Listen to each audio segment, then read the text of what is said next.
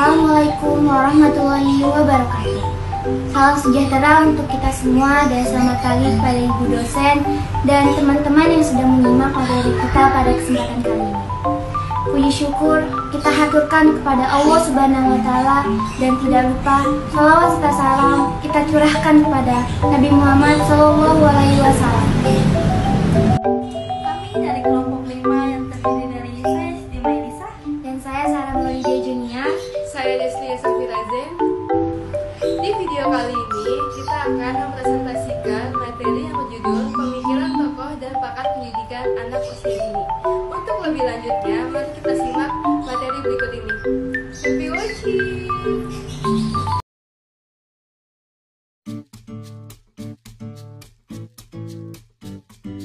Pemikiran tokoh dan pakar pendidikan anak usia dini menurut tokoh pendidikan Islam, yang di dalamnya ada Al-Ghazali, Al-Qabisi, dan Ibnu Sina. Imam Al-Ghazali ialah termasuk ke dalam kelompok statistik yang banyak menaruh perhatian besar terhadap pendidikan. Karena pendidikan banyak menentukan cara kehidupan suatu bangsa dan pemikiran. Dalam masalah pendidikan, ia lebih cenderung berpaham empirisme. Maksud Imam Al-Ghazali tentang pendidikan anak adalah seorang anak bisa mendapatkan pendidikan dari orang tuanya tergantung bagaimana orang tuanya pun bisa mendidiknya dengan cara yang baik dan benar. Karena pada dasarnya anak dilahirkan tanpa dipengaruhi oleh orang tua.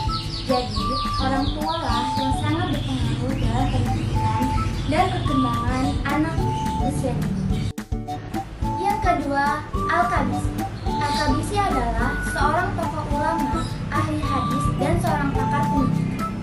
Lahir pada bulan Rajab tahun 224 Hijriah atau 13 Mei 1936 Masehi di kota Kairawan dan wafat pada tanggal 3 Rabiul Awal 403 Hijriah atau 23 Oktober 1012 Masehi. Yang dimaksud Al-Qabisi tentang pendidikan anak adalah melakukan proses belajar mengajar yang mempelajari berbagai ilmu seperti Al-Quran, tulis menulis, nahwu, dan bahasa Arab. Oleh karena itu, pendidikan anak merupakan tanggung jawab besar orang tuanya semenjak mulai anak dapat berbicara fasih, yakni pada usia mukhalaf yang wajib diajar bersembahyang. Yang ketiga, Ibnu Sina. Dalam pandangan Ibnu Sina, setiap pembahasan materi pelajaran harus didasarkan pada pertimbangan psikologis. Untuk itu, suatu mata pelajaran tertentu tidak akan dapat dijelaskan kepada bermacam-macam anak didik dengan secara saja, melainkan harus dicapai dengan berbagai cara sesuai dengan perkembangan psikologisnya. Adapun metode pengajaran yang ditawarkan oleh Ibnu Sina antara lain metode talqin, demonstrasi, pembiasaan dan teladan, diskusi, magang, dan penugasan. Yang dimaksud Ibnu Sina tentang pendidikan anak dalam seorang yang menjalani pendidikan harus mengaruh kepada perkembangan yang sempurna.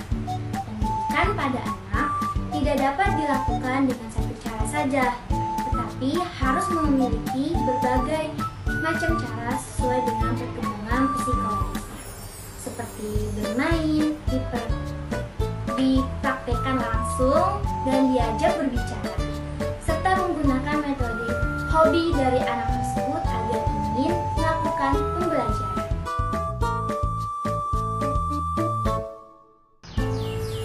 Ada pula pemikiran pendidikan anak dalam ilmuwan barat. Yang pertama, John Amos Comenius. Amos Comenius adalah tokoh Eropa yang pertama memberikan perhatian terhadap dunia pendidikan anak. Ia mengarang buku pelajaran bahasa dengan menggunakan gambar. Ia sangat mencintai anak dan cara pendidikan yang diinginkannya adalah bercorak agama. Perkembangan anak menurut Comenius melalui 4 tingkatan yang didasarkan pada perkembangan bahasa. Yang pertama, usia 0 sampai 6 tahun, masa anak belajar dalam school infancy dengan lokasi yang paling baik adalah pangkuan tinggi.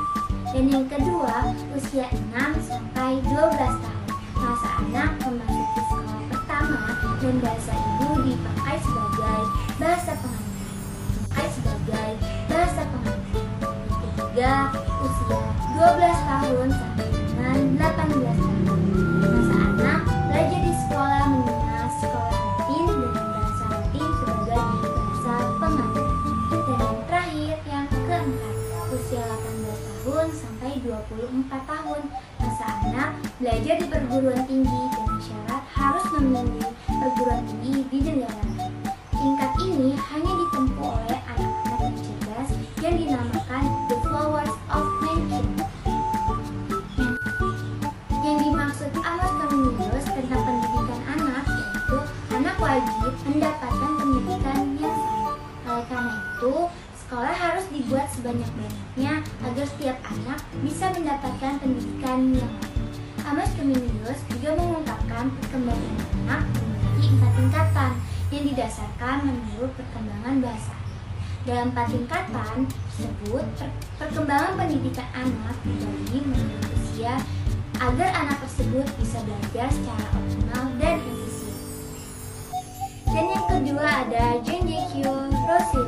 Pendapat Jean-Jacques Rousseau tentang pendidikan anak, yang dimaksud rasio tentang pendidikan anak adalah menggunakan metode yang bersifat alamiah atau naturalisme. Karena pendidikan yang bersifat alamiah menghasilkan perkembangan yang bersifat natural, seperti kebahagiaan sang anak, spontanitas, dan rasa ingin tahu. Pendidikan yang bersifat alamiah. Yang ketiga ada Johann Heinrich Pestalozzi. Johann Heinrich Pestalozzi dilahirkan di Swiss. Ia sangat dipengaruhi oleh Rousseau, khususnya bukunya berjudul Email dan juga dengan konsep Back to Nature. Pada tahun 1774, ia mendirikan sekolah yang disebut Neuhof di tanah pertaniannya. Ia mengembangkan idenya yang merupakan integrasi antara pendidikan rumah, pendidikan vokasional, dan pendidikan untuk membaca dan menulis. Yang dimaksud dengan Johann Heinrich Pestalozzi tentang pendidikan anak adalah bahwa seorang anak dapat mengembangkan dirinya melalui potensi yang ia miliki. Cara belajar terbaik yaitu dengan melalui pengalaman. Karena dengan pengalaman, kita dapat mengenal berbagai konsep. Selain mengasah kemampuan sendiri, anak juga perlu bimbingan guru dan lingkungan sekolah agar anak tersebut dapat mengembangkan pendidikan yang lebih efisien dan lebih sesuai prosedur. Yang keempat, Friedrich Wilhelm Froebel. Froebel lahir di Jerman. Ia dianggap sebagai the founding father dari pendidikan anak usia dini. Sumbangan pemikiran Froebel terhadap anak usia dini adalah menghasilkan satu sistem Garden of Children atau Kindergarten, yang berarti taman atau kebun milik anak. Di Indonesia diterjemahkan menjadi Taman Kanak-Anak. Froebel percaya bahwa situasi pembelajaran bagi anak usia dini haruslah mencerminkan unsur 3F, yaitu Freude, perdamaian, Friede, kegembiraan, Freiheit, kemerdekaan. Froebel berpendapat bahwa terdapat 3 prinsip yang perlu diperhatikan dalam pendidikan anak usia dini, yaitu the gift. The gift adalah sejumlah benda yang dapat diraba dan dimainkan oleh anak-anak dengan cara-cara tertentu. The occupation adalah serangkaian kegiatan yang memberikan kesempatan pada anak-anak untuk berekspresi artistik, seperti lagu-lagu, permainan atau games yang dirancang khusus. Kegiatan yang dapat dilakukan sesuai dengan metode Froebel antara lain bermain lilin, kayu, kotak-kotak, menggunting kertas, menganyam, meronce, menggambar, menyulam, bahasa dan aritmatika. Yang kelima, John Dewey. Gerakan progresif John Dewey tersebut mempertahankan bahwa sekolah sebaiknya mempersiapkan anak guna menghadapi kehidupan masa kini, bukan masa yang akan datang yang belum jelas. Seperti apa yang tulis dalam My Pedagogical Trip, bahwa pendidikan adalah proses dari kehidupan, bukan persiapan guna masa yang akan datang. Yang keenam, menurut Howard Gardner, macam-macam kecerdasan dibagi menjadi 8. Yang pertama ada kecerdasan logika, kecerdasan dalam bidang angka dan logis. Yang kedua ada kecerdasan musik, kecerdasan dalam bidang musik. Yang ketiga, ada kecerdasan gerak, yaitu kecerdasan dalam mengelola anggota tubuh. Yang keempat, ada kecerdasan gambar, yaitu kecerdasan anak dalam permainan garis, warna, dan ruang. Yang kelima, ada kecerdasan diri, yaitu kecerdasan dalam bidang pengenalan terhadap diri sendiri. Yang keenam, ada kecerdasan bergaul, yaitu kecerdasan dalam membina hubungan dengan orang lain. Yang ketujuh, ada kecerdasan alami, yaitu kecerdasan yang berhubungan dengan alam. Yang ke-8, ada kecerdasan rohani, yaitu kecerdasan mengolah rohani. Yang ke-7, Lev Vygotsky.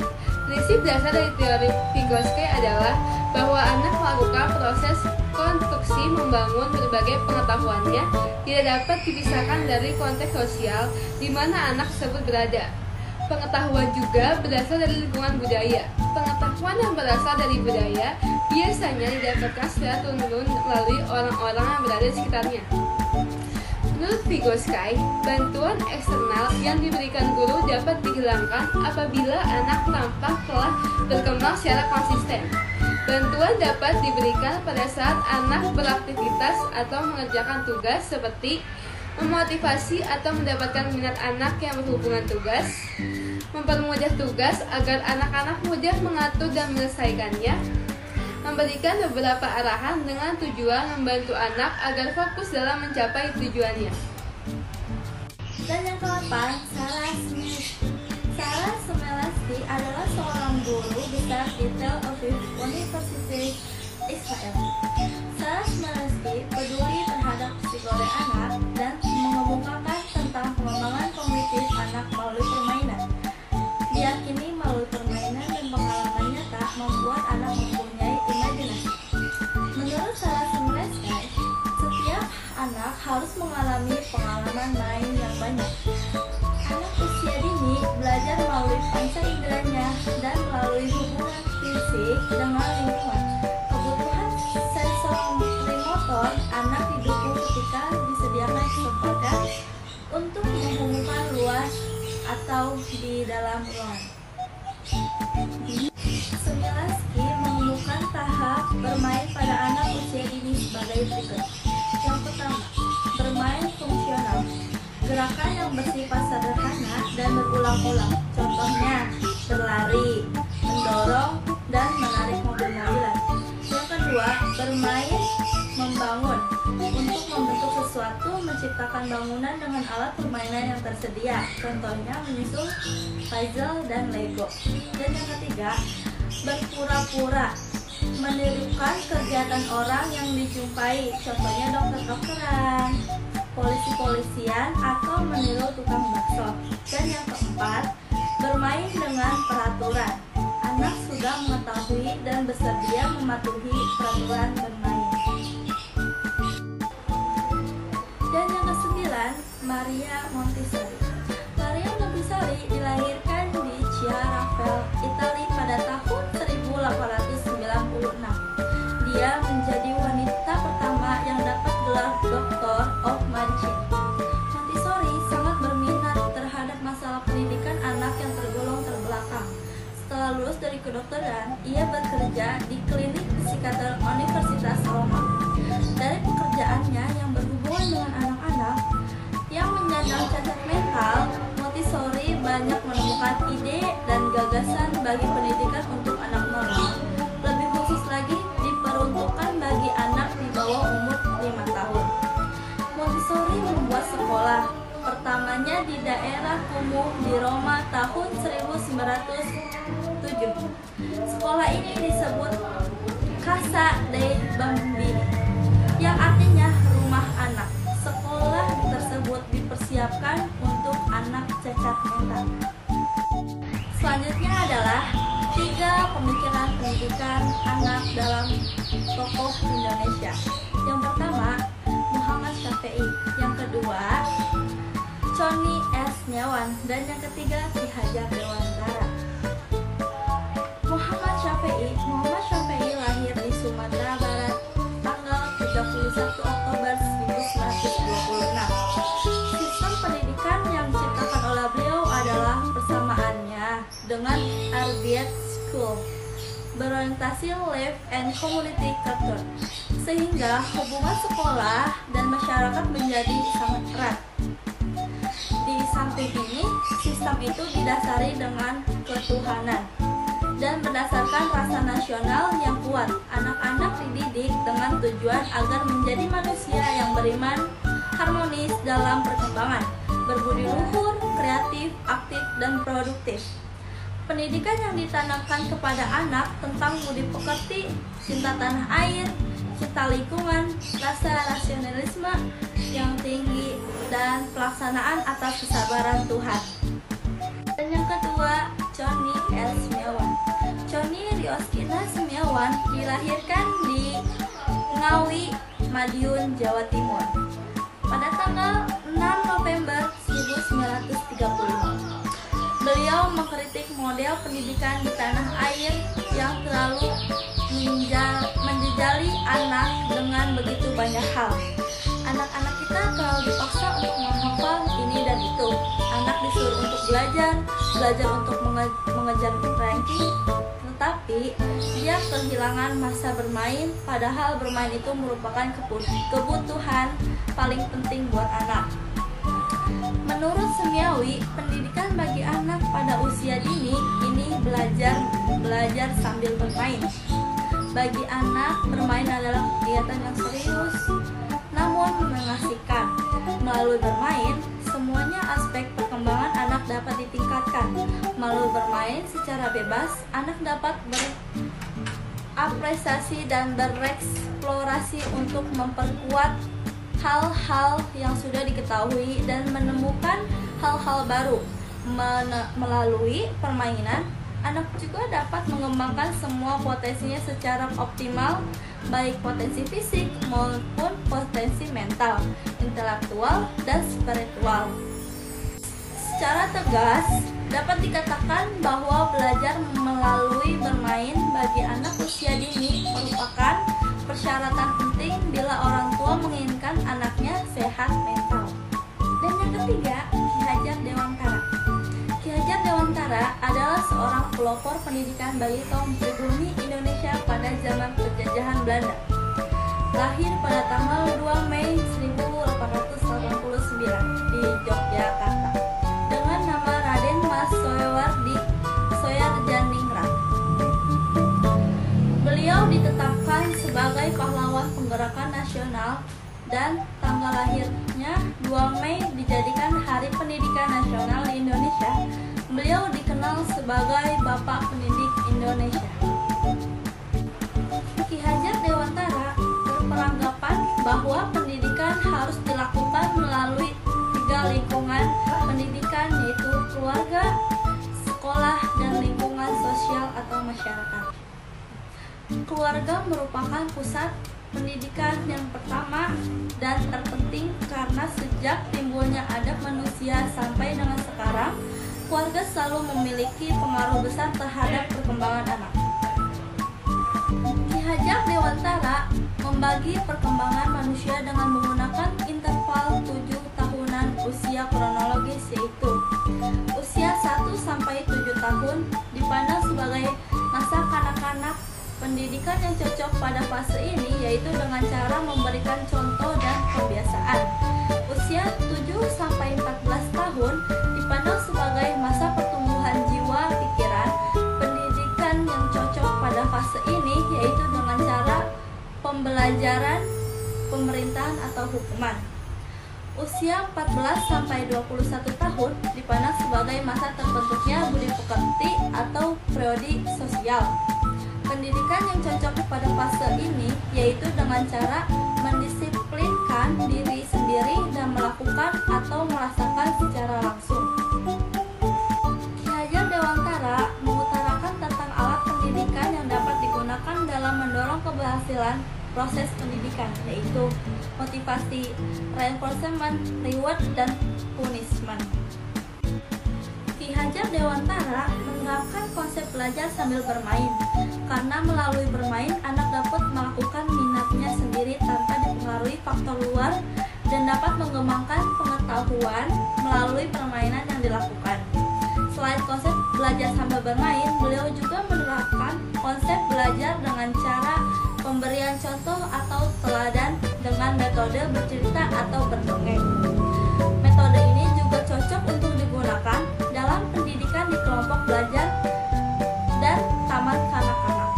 Karena di samping menciptakan situasi menyenangkan, bercerita juga dapat merangsang daya pikir anak, perkembangan bahasa anak, dan sebagainya. Mungkin itu saja yang dapat kami sampaikan, kurang lebihnya mohon maaf. Semoga materi ini dapat dipahami oleh kita semua. Tetap semangat belajar walaupun di masa pandemi ini. Wabillahi taufiq wal hidayah. Wassalamualaikum warahmatullahi wabarakatuh. Dadah.